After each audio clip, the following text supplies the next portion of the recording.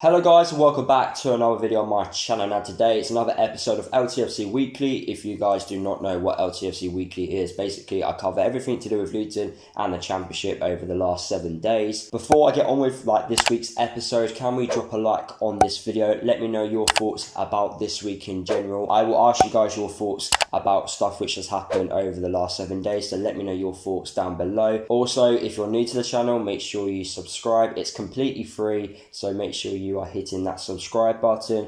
Also guys, if you would like to become a member on my channel, then click the link down below. You get exclusive perks if you guys become a member. So let's get on with the video. So on Monday it came out that Luton were linked with a left back from Liverpool named Adam Lewis. This was rumoured. Some well-known journalists have obviously made this public, so it's a very realistic rumour. It's not something which is made up. There is something to this, so maybe Luton have inquired about Adam Lewis. Recently, Liverpool have signed a left back, so they do have two left backs competing in that position. So that does mean Adam Lewis is third or fourth choice at Liverpool. So that does mean he needs to go out on loan to a club who's going to play him week in, week out. Now, I'm very surprised that we are going in for a left back. I didn't think a left back is a position which we need to fill, but Adam Lewis can play right back if we need him to play right back. Right back is a position which I do think we need to recruit in, so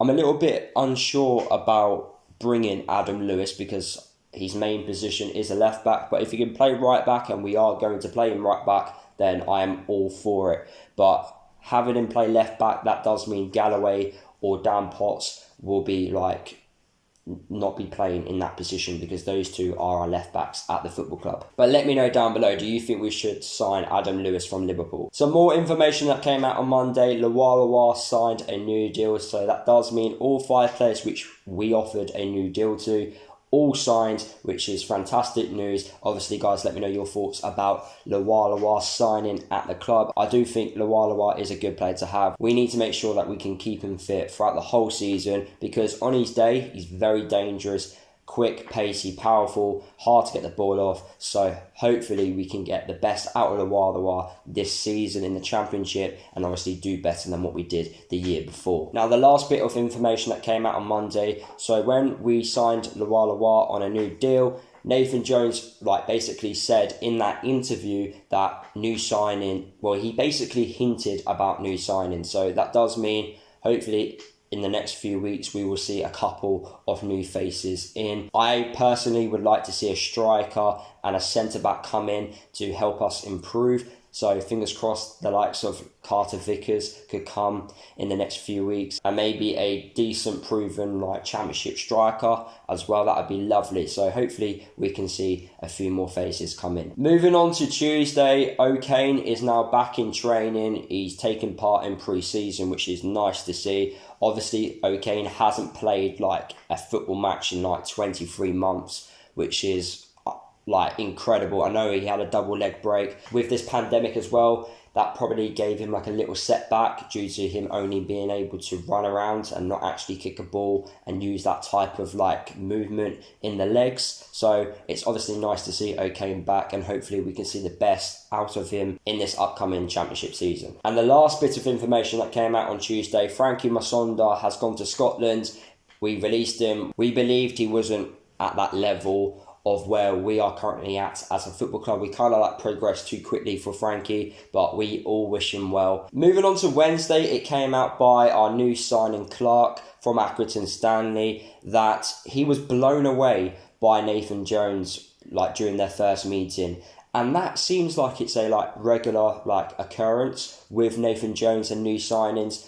Every new signing goes, I really enjoyed my chat with Nathan Jones. So whatever Nathan says to these players when we sign them, he must pitch to them a very good plan, a very good profile of what life is like at Luton. Because every time a player signs, they always praise Nathan Jones. And Nathan must be saying to these lads, look, I want to be managing in the Premier League. I want to be doing things. I want to move Luton into the new stadium, and I want you guys to be part of that. So that's obviously encouraging players like Clark to sign for Luton. Now, I'm not going to stop talking about Clark, as he did come out and say in his interview that he went through a dark time without playing football.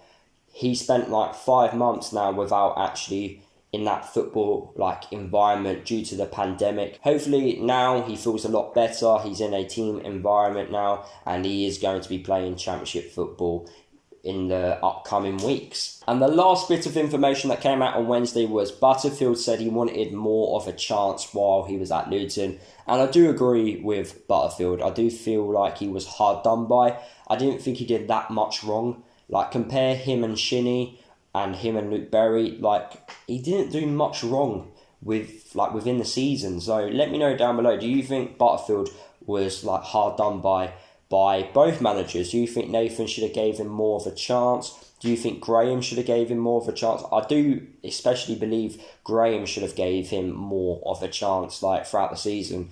I understand why Nathan didn't play him, but I still feel like he should have played a few more times. Like against Swansea, he was really good and helped us massively. So I don't understand why we didn't see more of Butterfield, because I do believe he is a good player. Moving on to Thursday, only one bit of information that came out on Thursday was Danny Hilton said that he's confident Luton will not take it to the last day of next season to stay up. He believes Luton will have a much better season than last year, which I 100% agree with. I feel like the momentum from the end of like last season will take us into this new season. We're going to be a lot better. I think we're going to start a lot better next season, and I do believe we will finish at least a few places higher than what we did last season. So I'm really excited for next season in the Championship. Like, I'm so excited to see what these boys can actually do and how far we can go in the table. Moving on to Friday, it came out by Sonny Bradley that he was very happy with the way Sluga dealt with things at the club. He's very happy that Sluga didn't crumble and he didn't go into like that dark place, because as a keeper, when you're making mistakes, it's very easy to obviously be in that environment where everything's against you, especially with Sluga. He was a new signing, he was our record signing. There's a lot of pressure on him. You know, he's new to the league, he didn't know how like the league was, so there was a lot of pressure on Sluga to perform and do well. But obviously Sluga has improved over the course of the season, and hopefully we still see a better Sluga next year, a more consistent one as well. You know, cut out these mistakes and keep obviously getting those clean sheets and making those important saves. Moving on to Saturday, Luton won 9-0 in a pre-season friendly against Berkhamsted.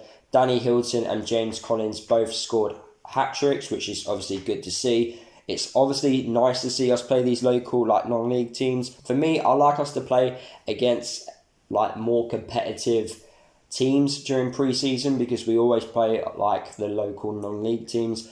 But this year, I understand it, because of the pandemic, you can't really organise like pre-season friendlies against these top foreign teams. But hopefully, in the future, we can. There were rumours going around that Luton were meant to actually be flying over to Australia this year, but obviously that's been cancelled. So hopefully, in the future, we will see us play like these more competitive teams and not play the same local non-league teams which we play every single year.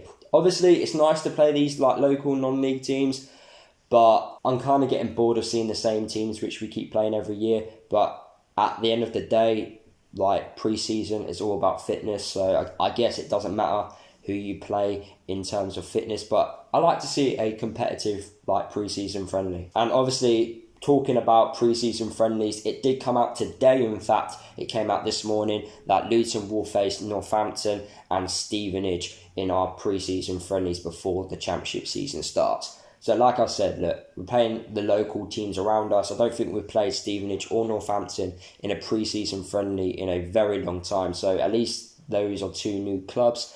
I would have liked us to play like a Premier League team or like some like highly competitive team which is either on the same level as us or in the Prem, but it doesn't matter. I guess it's just about fitness, and hopefully that these boys will be like prepared when playing these games, and obviously hopefully these games will help the lads start the Championship season like on a high, and obviously we can start getting a few wins as we start the Championship season. There you have it, guys. That is the end of the video. Hopefully you guys did enjoy it. Drop a like on the video if you did. Comment down below like your answers to my questions which I've given you throughout the whole video. Subscribe to the channel if you are new. Like I said, if you want to become a member of my channel, make sure you click the link down below. If you haven't already, guys, make sure you are following me across all my social media, and I'll see you guys in the next video.